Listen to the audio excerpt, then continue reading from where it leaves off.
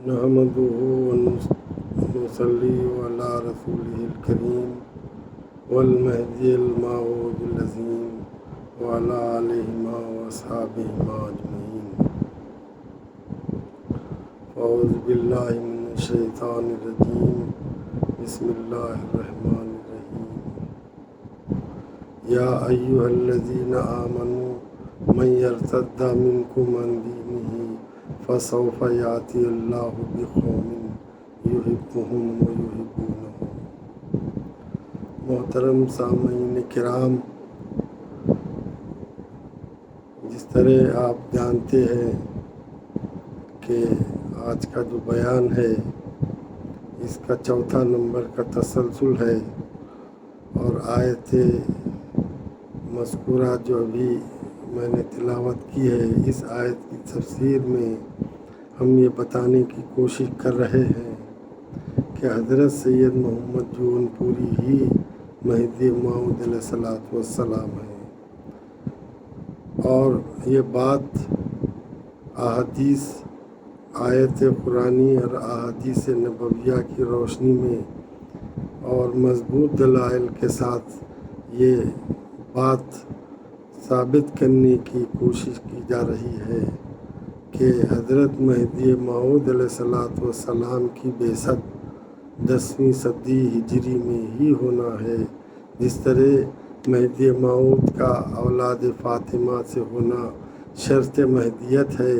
اسی طرح احادیث سے یہ بات ثابت ہے کہ مہدی موعود علیہ السلام 10ویں صدی ہجری میں ہی ہونا لازمات سے ہے، اور اسی دلائل کو ہم پیش کر رہے ہیں۔ اور جو حدیث ثوبان کے جو تسلسل ہے، اور اسی تسلسل کو جاری رکھتے ہوئے ان احادیث میں جو اس وقت پیش کی جا رہی ہے، اس سے مہدی موعود علیہ السلام کا مقام بعثت علی اعلان اور واضح طور پر ثابت ہوتا ہے، اور اس میں مقام مہدی موعود علیہ السلام کا بھی اندازہ ہوتا ہے۔ تو حاضرین محترم، ہماری یہ خواہش ہے کہ آپ اس کو بڑی توجہ سے سنیں، اس لیے کہ یہ سننے سے آپ کے ایمان میں تقویت ہوگی،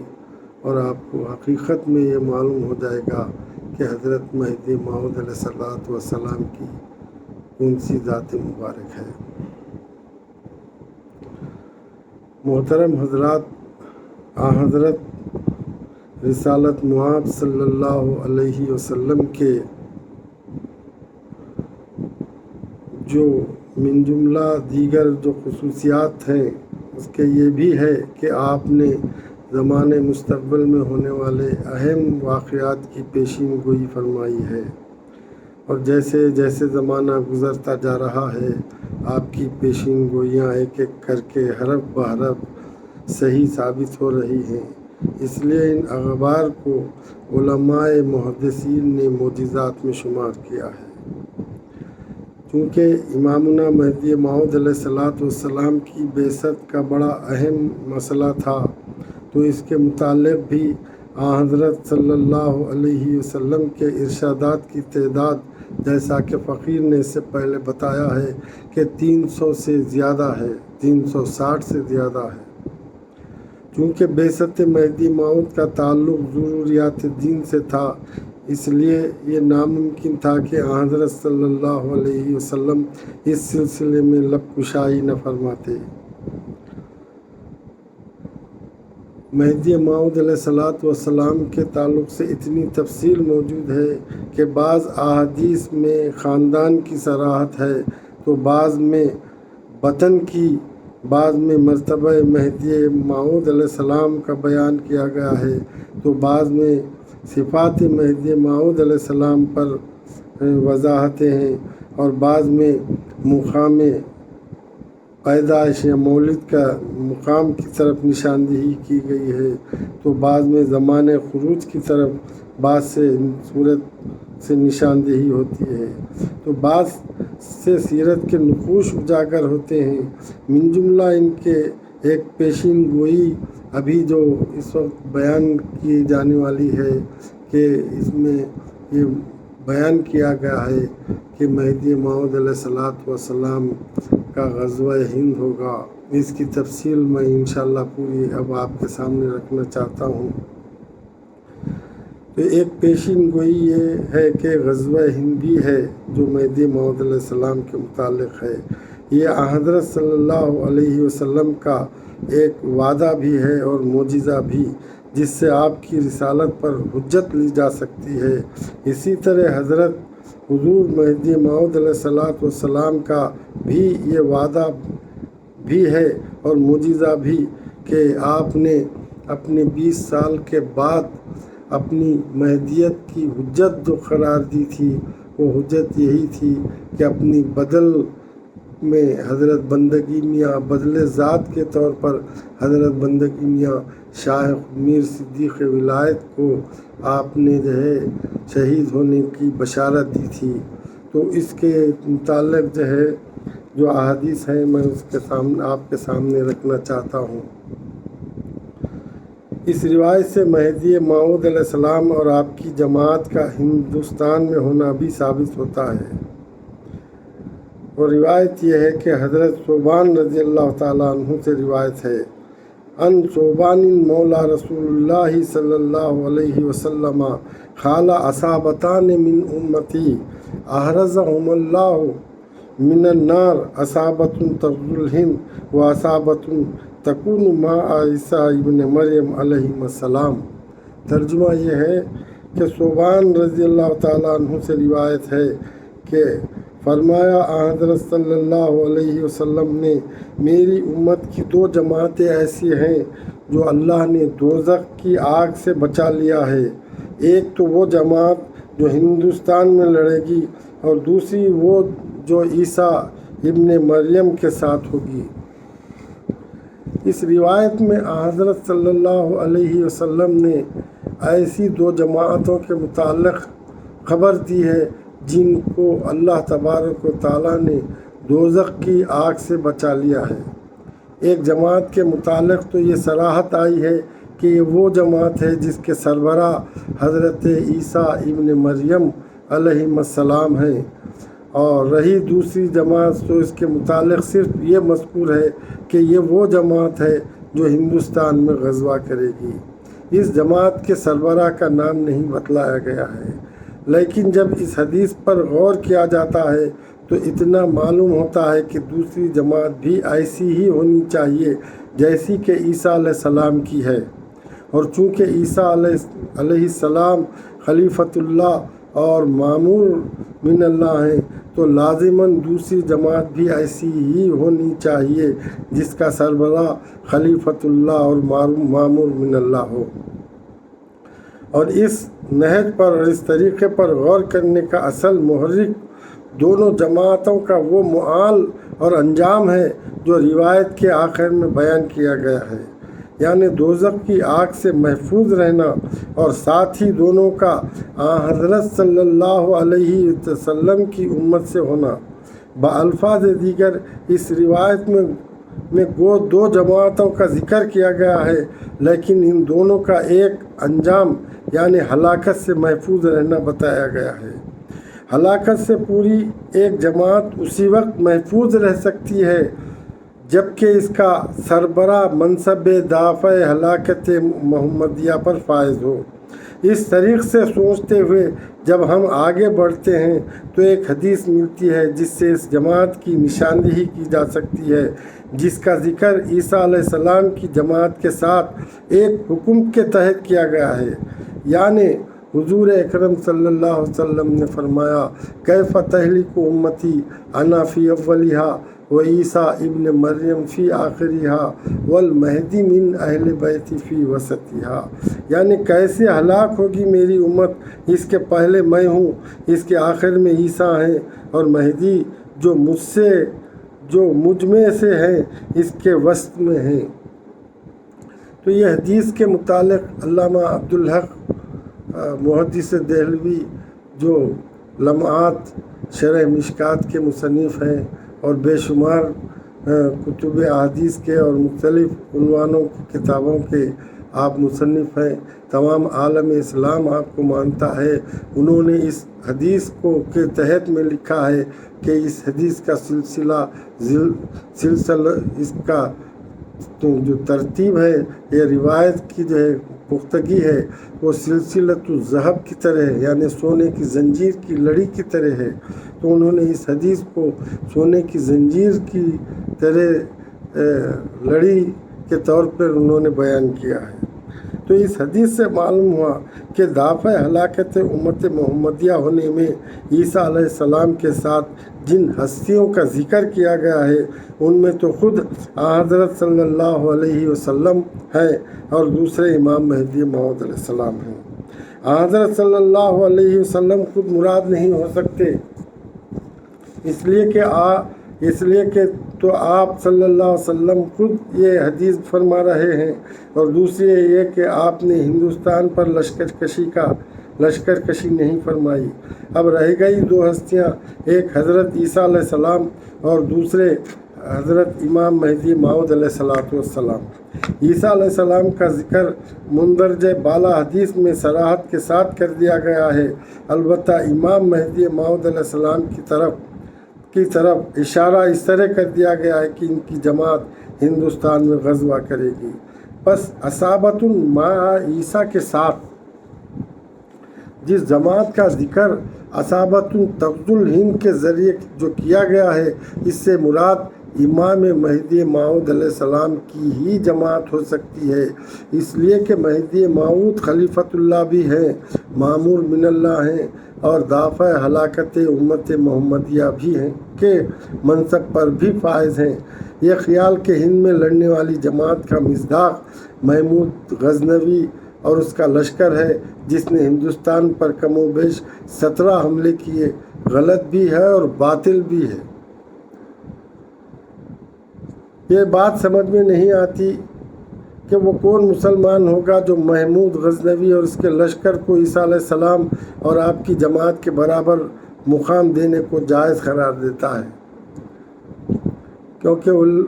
اسلامی فرقوں کے بعض علماء جو ہے اس حدیث کا مصداق محمود غزنوی کو کہتے ہیں، اور آج کل یہ مشہور کیا جا رہا ہے کہ یہ حدیث جو ہے غزوہ ہند کا مطلب یہ ہندوستان اور پاکستان کی جنگ ہے۔ بڑے افسوس کی بات ہے کہ یہ ہو ہی نہیں سکتا۔ میں یہ پوچھنا چاہتا ہوں، کیا محمود غزنوی اور اس کے نفسانی تقاضوں کے تحت ہندوستان پر کیے جانے والے 17 حملوں اور بالخصوص سومناتھ کے مندر پر حملے کی حیثیت ایک صحیح مسلمان کی نظر میں وہی ہے جو عیسیٰ علیہ السلام جیسے خلیفۃ اللہ و مامور من اللہ کی جماعت ہو سکتی ہے؟ کیا محمود غزنوی عیسیٰ علیہ السلام کی طرح خلیفۃ اللہ اور مامور من اللہ تھا؟ اگر نہیں تھا اور یقیناً نہیں تھا تو کیا محض ہندوستان پر مسلسل لشکر کشی کرنے کی وجہ سے وہ اس قابل ہو گیا کہ رسول اللہ صلی اللہ علیہ وسلم نے اس پر اور اس کے ساتھ لڑنے والوں پر دوزخ کی آگ حرام کر دی؟ یہ نہیں دیکھا گیا کہ ہندوستان میں لڑنے والی جماعت کا ذکر کون کر رہا ہے، کس جماعت کے ساتھ کر رہا ہے اور اس کا موال اور انجام کار کیا ہے۔ ہندوستان میں غزوہ کرنے والی جماعت کا ذکر حضرت صلی اللہ علیہ وسلم کی زبان حقیقت ترجمان سے ہو رہا ہے، نہ تو آپ نے کہیں مال و منال کی خاطر حملہ کیا اور نہ کبھی بے جا تشدد کو روا رکھا۔ ایسی صورت میں محمود غزنوی کے پے در پے حملوں اور لوٹ کھسوٹ کی کارروائیوں کو حضرت صلی اللہ علیہ وسلم کی پیش گوئی تغزو الہند کے تحت قرار دینا کیا شان رسالت میں گستاخی کا موجب نہیں ہے؟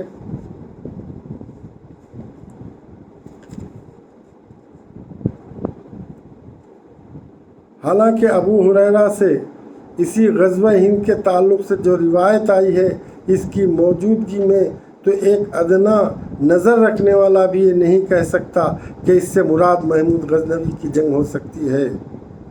حضرت صلی اللہ علیہ وسلم نے ہندوستان میں غزوہ کرنے والی جماعت کے کیا اوصاف بتائے ہیں اور اس کا کیا درجہ اور مرتبہ بیان فرمایا ہے، خود حضرت ابو ہریرہ رضی اللہ تعالیٰ عنہ کے الفاظ سے اس کا اندازہ ہوتا ہے۔ چنانچہ سنن کبریٰ اور نسائی شریف میں مرقوم ہے، ان ابی ہریرہ رضی اللہ تعالیٰ عنہ قال وعدنا رسول اللہ صلی اللہ علیہ وسلم غزوۃ الہند فإن أدركتها أنفقت فيها نفسي ومالي فإن اقتلوا كنت من أفضل الشهداء فأن أرجع فأنا أبو هريرة المحرر۔ حضرت ابو ہریرہ سے روایت ہے کہ آپ نے فرمایا، رسول اللہ صلی اللہ علیہ وسلم نے غزوہ ہند کا ہم سے وعدہ فرمایا ہے، اگر اس غزوے کو میں پاؤں تو میری جان اور میرا مال اس میں قربان کر دوں گا، اور اگر میں اس میں قتل کیا جاؤں تو میرا شمار افضل الشہداء میں ہوگا، اور اگر غازی بن کر واپس آؤں تو میں وہ ابو ہریرہ ہوں جو دوزخ کی آگ سے آزاد کر دیا گیا ہوں۔ اس روایت سے بھی ہندوستان میں ہونے والے غزوے کا ثبوت ملتا ہے اور مقام مہدی کا بھی پتہ چلتا ہے۔ اس غزوے کی کیا خصوصیات رسول اللہ صلی اللہ علیہ وسلم نے بیان فرمائی ہیں، اس میں شریک ہونے والوں کے کیا مراتب ارشاد فرمائے ہیں، لیکن ابو ہریرہ جیسے صحابی رسول کی جنہوں نے اصحاب صفا پر اپنی اسلامی زندگی کاٹ دی اور رسول اللہ صلی اللہ علیہ وسلم کی محبت کو دنیا و ما فیہا پر ترجیح دیتے ہوئے مکمل طور پر دنیا ترک کر دی تھی، اور ہر جنگ میں رسول اللہ صلی اللہ علیہ وسلم کے ہم رکاب رہے تھے کیونکہ آپ 7 ہجری میں مسلمان ہوئے تھے۔ اس غزوے میں شریک ہونے کی بے تاب تمنا، اس غزوے کی خصوصیات اور غزوہ کرنے والوں کے مراتب کی نشاندہی کرنے کے لیے کچھ کم دلیل نہیں ہے، اس لیے کہ حضرت ابو ہریرہ رضی اللہ تعالیٰ عنہ رسالت مآب صلی اللہ علیہ وسلم کی صحبت بابرکت کی چاشنی اور لذت سے بحریاب ہو چکے تھے۔ ان کے لیے کوئی ایسی صحبت و معیت جو اس درجے سے کھٹی ہوئی ہو ان کے لیے جذب و کشش اور اطمینان قلبی کا باعث نہیں بن سکتی۔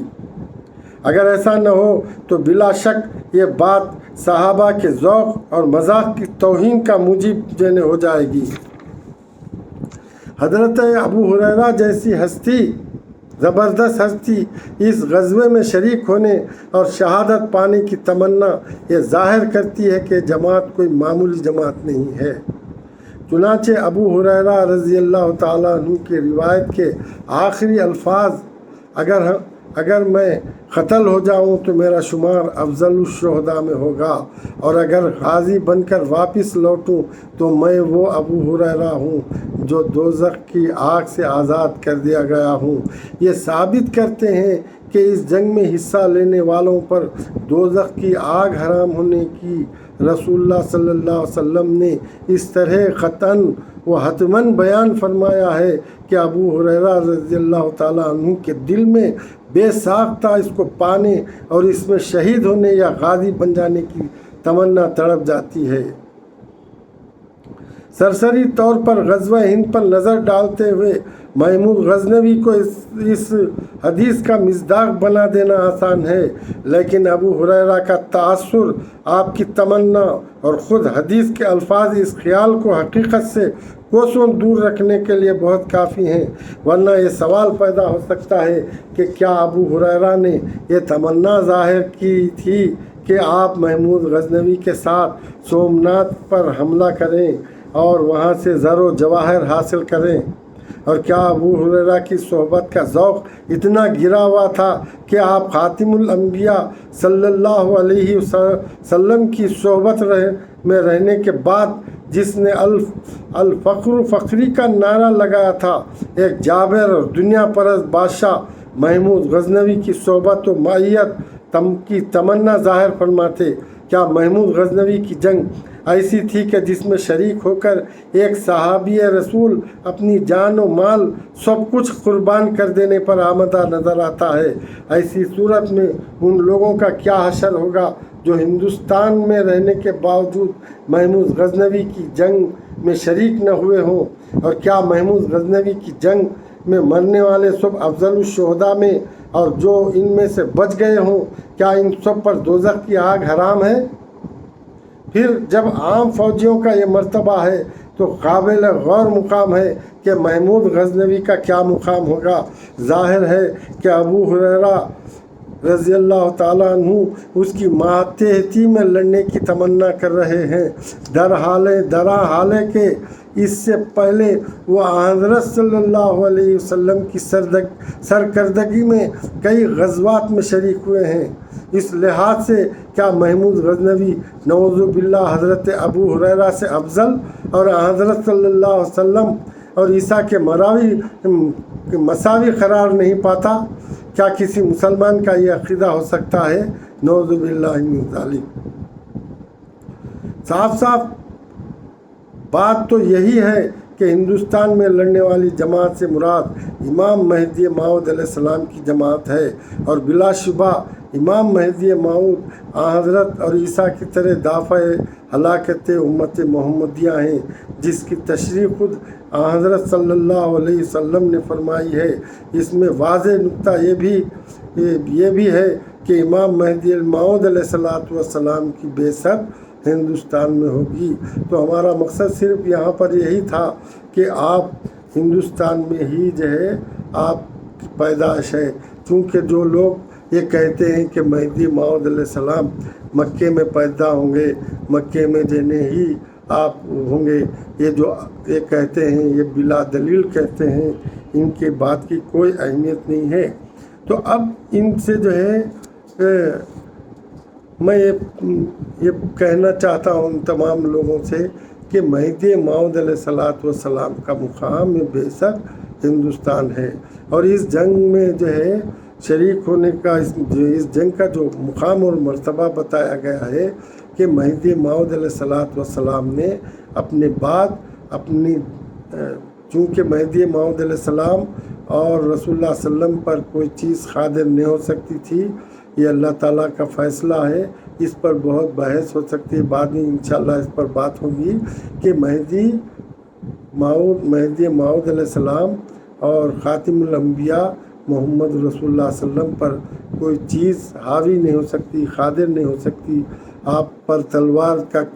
ज़र्ब नहीं लग सकता,